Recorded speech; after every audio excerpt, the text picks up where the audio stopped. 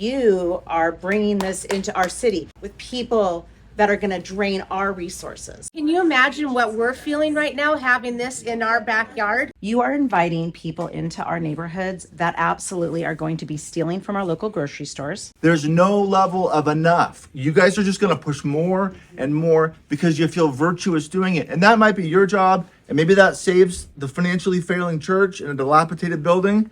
It doesn't fix my neighborhood. Are there going to be background checks performed? We are not planning to do background checks. So the people that have nefarious intent, are they going to get ID? Nope. Over a third of the people that show up for the shelter are Burien residents. How do you know I don't that? believe that for a minute. I don't either. How do you know that? You're not verifying their identification? You live in this neighborhood right here? I do not. What area do you live in? I live just off of Pacific Highway. In Des Moines? Des Moines? So you have no connection to this neighborhood other than your job here. So you wouldn't be affected at night when you're trying to sleep like we are. So that makes it much easier for you to make that decision because you aren't going to be affected after you go home. Do your kids play in the front yard? Mine can't at my house. My grandsons can't come over anymore. I don't know of I have to go to anybody them. who lets their kids play in the front yard unattended. Are you kidding me?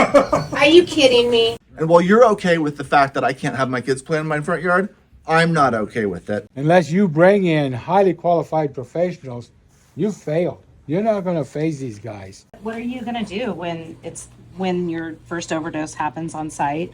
When your neighbors' houses get broken into? And by the way, I want you all to know here, you have electeds here. You have a city council member here, and your city manager is here. You make sure you hold these people responsible for people like this. What can we do to facilitate this not happening? Well, I can share with you that it has already gone through the process and it has already received approval from council in December of last year. So there has been a change in council, but the vote has already been taken. You want to help people, that's fine. Everybody here wants to help people. But if you're going to help a person, that person needs to meet you halfway. They need to do 50% of the help, you provide the other 50%. The people that this place is going to attract and DESC attracts are people who do not want the help. They're not ready for the help. Despite the pushback, you guys are still moving forward? There's always pushback on things that help people who need the help.